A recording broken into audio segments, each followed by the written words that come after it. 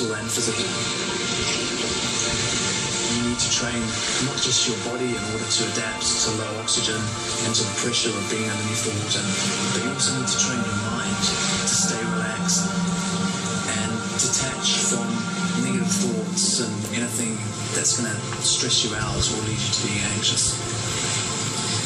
So every day I do a sequence of yoga stretches that are called asanas. So they're different poses that target different muscle groups that I use when I'm swimming. I do a lot of exercises which increase the flexibility of the lungs and the rib cage that house the lungs, and the diaphragm underneath the rib cage, which we also use for breathing. So by increasing the flexibility of these muscles, I can both put more air into my lungs and enable my lungs to be more accommodating to the pressure that I get during a deep free dive. A long deep dive takes around about 4 minutes. The pressure that I experience during a dive causes the lungs to collapse, and if I haven't prepared them to increase the flexibility of the whole system around the ribs and the diaphragm, then that pressure would be enough to make my whole chest cavity implode. Basically what happens is there's a plate of muscle that separates your stomach, so all your visceral organs, from the chest where your lungs and your heart are. And if you can take control of this muscle, then you can actually allow yourself to push it right up underneath your ribcage to the extent where you get more of your air out of your lungs after a full exhale.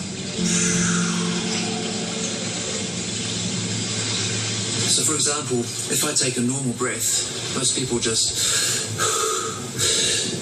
breathing with the lungs. But if I breathe with the diaphragm, it's only my stomach that's going to move. And you can layer both. You can breathe both with the diaphragm and the chest. And that's a full breath. To exhale, I'm going to have to exhale from the chest and then the diaphragm.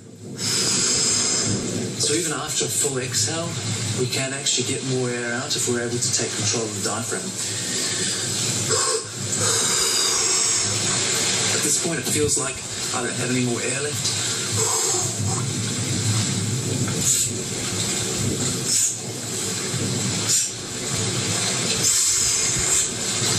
So I was able to pull the diaphragm up and compact the lungs and then push more air out of my mouth. And so that shows how you're able to use the diaphragm to increase the flexibility of the lungs and to gain more air at depth.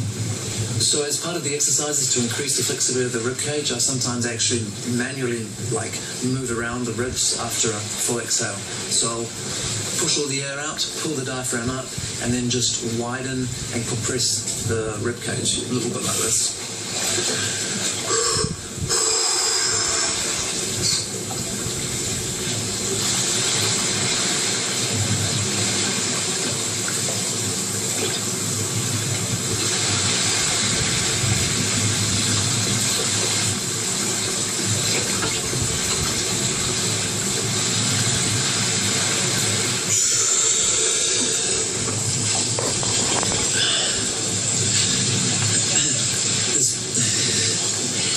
Exercises that we can do where you use your mouth kind of like a pump to either take air out of your lungs or to put air into your lungs after a full exhale inhale. So our lungs, we're able to fill our lungs to a certain pressure.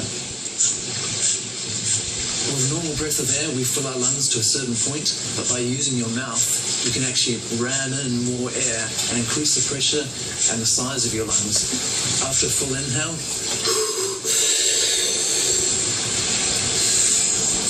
I can't breathe in any more air, but I can push it in with my mouth.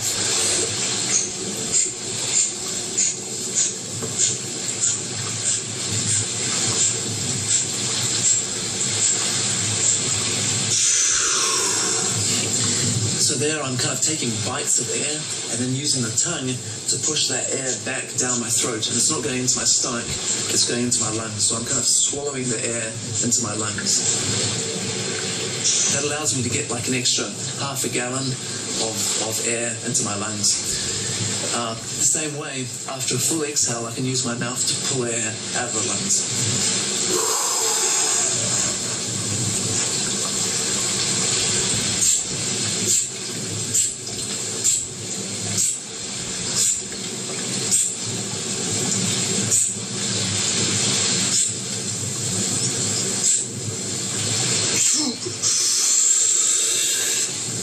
creates a lot of negative pressure on your throat, so you need to build up to it, and it's not an exercise that I recommend doing without supervision. You can damage your vocal cords or your larynx, but it's a very powerful exercise in order to bring the air to kind of completely collapse the lungs without going to 80 or 90 meters to do so. Do you consider yourself a normal person? Yeah, I mean, I'd